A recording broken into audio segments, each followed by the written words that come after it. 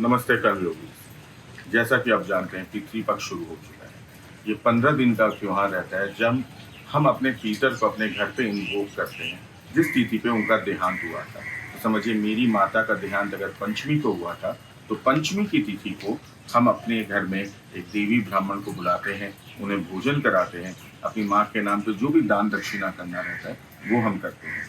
और ये मानते हैं कि मेरी माता की जो भी चेतना है या आत्मा है, जहाँ कहीं भी है, उन्हें ये सुख की प्राप्ति हो। अगर वो अभी भी अगर प्रेत योनि में है तो उन्हें वहाँ पर ये सुख की प्राप्ति हो। अगर वो रीइंकारनेट कर चुकी है तो उन्हें वो सुख की प्राप्ति हो। क्या मैं ये मानता हूँ कि सिर्फ ये ब्राह्मणों को ही देना चाहिए? नहीं, मैंने बहुत बार किसी नीडी को जाके खिलाया है।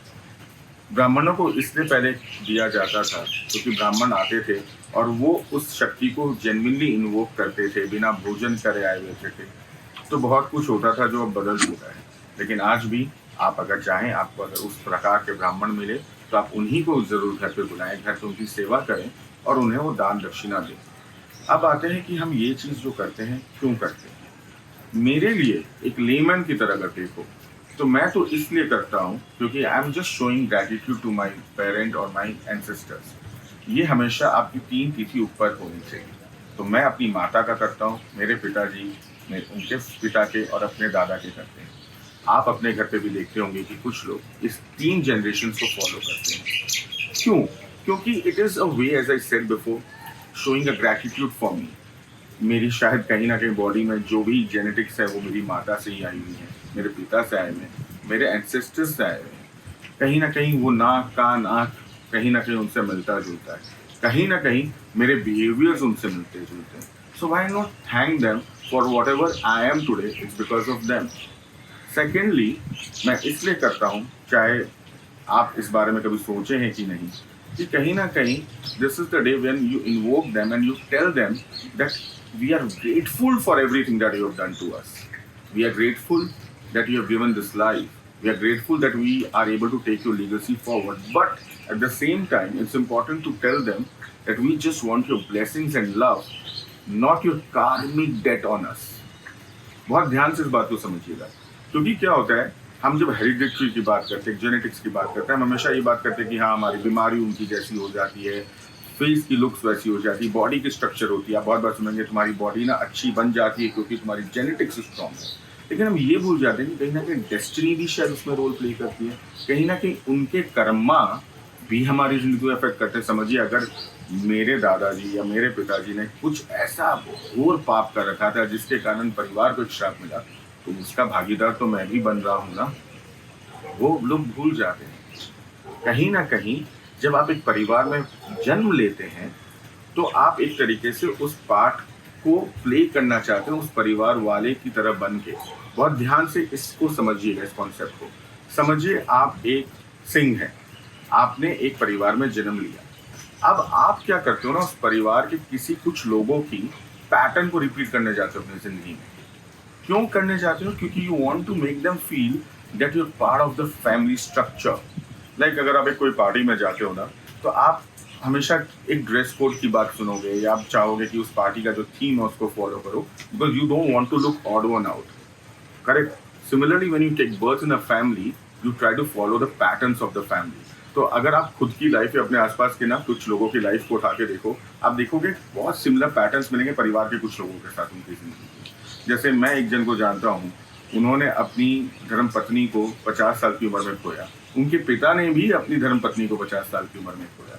तो एक सिमिलैरिटी थी। मैं बहुत लोगों को जानता हूँ जो एक बैंक्रप्सी के फेज में गए मिडिल एज में, उनके घर पे उनके चाचा जी भी मिडिल एज में एक बैंक्रप्सी के फेज में गए। तो sometimes you pick up certain destiny and karma also of the other person, of your ancestors, of the legacy you're following.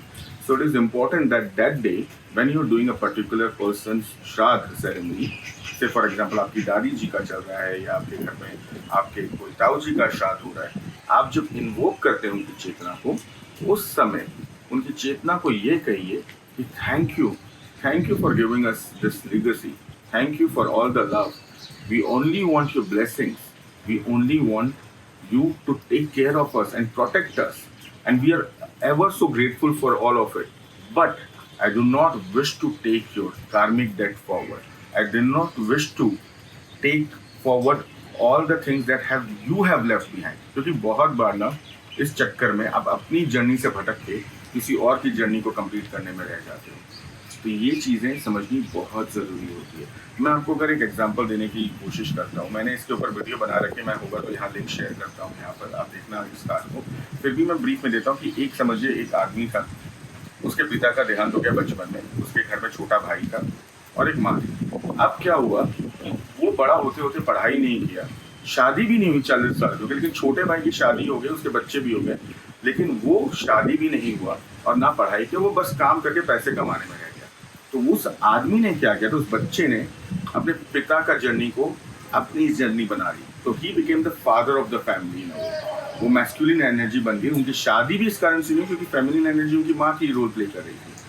So now this person started taking care of his younger brother as a son. बहुत समझिएगा, as a सन. तो उसने अपने बेटे को एक तरीके से, छोटे भाई को यानी, पढ़ाया लिखाया, उसकी शादी कराई, उसका जिंदगी सेट किया, लेकिन खुद की कुछ भी नहीं की, क्योंकि उनके लिए वो एक फेमिनिन एनर्जी उनकी माँ बन चुकी थी जो बस उनका ख्याल रख रही थी और उन्हें अब कोई चीज़ों की दरकार नहीं थी. So when he came to me for marriage related issues, I just told him that you invoke your father's life and tell him that Dad, I have fulfilled all my duties, but I do not wish to take care of this karmic debt. I do not wish to take forward your journey anymore. Let me start my new journey myself. And then he got married within 20 days. Rather 20 दिन बाद उनकी रोका हो गई थी, and then obviously he got married after 3-4 months. तो इस journey का this person was from Banaras. So that is the reason it's important that आप कुछ करो ना करो, बट इस दिन उनकी इन्वोकेशन करो, उनको इनवाइट करो अपने घर पे और उन्हें ये कहो कि thank you for everything. So this is the way I would suggest you to take care of this Pitri Paksh. And at the same time, one thing I would like to tell you, do not get into all this kind of superstition कि इस समय कुछ खरीदना नहीं चाहिए, सामान नहीं खरीदो, इनऑस्पिशियस समय होता है कुछ नई चीज़ों को लाने का. बिकॉज वो अगर आपके पीटर हैं तो वो तो बड़ा खुश होंगे कि आपने उन्नति की है, वो बड़ा खुश होंगे कि आपने कुछ सामान खरीद के लाए. जैसा कि मैंने हमेशा मानता हूँ, हर पितृ पक्ष में मैं कुछ ना कुछ अपनी नई चीज़ें लेके आता हूँ. तो मैंने जो लास्ट 2 गाड़ी भी खरीदी थी, दोनों ही पितृ पक्ष में लिया था. तो मेरे पिताजी ने भी पूछा था, बेटा कहते हैं समाज में पितृ पक्ष में नहीं लेना चाहिए. तो मैंने उनसे एक ही सवाल पूछा था कि मेरे दादाजी अगर मैं एक बड़ी गाड़ी लेता हूँ तो वो खुश होते, आज के दिन के दुखी होते? उन्होंने कहा खुश होते. तो मैं कहा अगर वो यहाँ हैं, मेरे साथ है, हमारे साथ है, तो उन्हें तो खुश होना चाहिए ना, क्यों दुखी होंगे? तब मैंने उन्हें बताया कि इसके पीछे रीज़न क्या थी. इसके पीछे रीज़न थी कि हमारे भारत में बहुत लोग एक साथ रहते थे, बहुत लोग 20-30 जन के जॉइंट फैमिली सिस्टम थे हमारे भारत में. तो अब यहाँ पर क्या होता था कि समझिए आपके ताऊजी का आज श्राद्ध है, आपके जो ताऊजी के लड़के हैं वो श्राद्ध मना रहे हैं और उस समय समझिए 11 बजे आपके घर पे गाड़ी आ रहा है.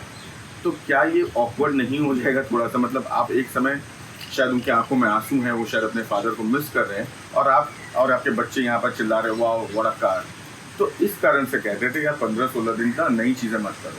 या समझिए आपके चाचा जी का श्राद्ध है या आपके घर में कोई छोटे बच्चे का देहांत हो गया तो उसका श्राद्ध हो रहा है, कुछ भी सेरेमनी हो रही है और आप उस समय अपने नए फ्लैशी क्लोथ पहन के निकल लो. तो इस कारण से बोलते थे 15-16 दिन आप इस तरह से मनाओ जहाँ आप लो प्रोफाइल रखते हो, आप ज़्यादा फ्लैशी नहीं रहते हो, ताकि आप किसी के सेंटिमेंट्स को अपने हर्ट मत करो. अपने घर के जॉइंट फैमिली में जो लोग हैं उनके सेंटिमेंट्स को हर्ट मत करो, या लोगों को ये लगना नहीं चाहिए कि यार तुम बड़े सेल्फिश हो, यू नो, थोड़ा शो ऑफ भी करना पड़ता है ना कि आप दुखी हो. तो मैं रेदर इसको नहीं मानता. मैं ये मानता हूँ कि this is the time when I take the blessings from my elders, my mother, my ancestors, and they will bless me for my new journey. So I always start my new beginnings during Pitri Paksh.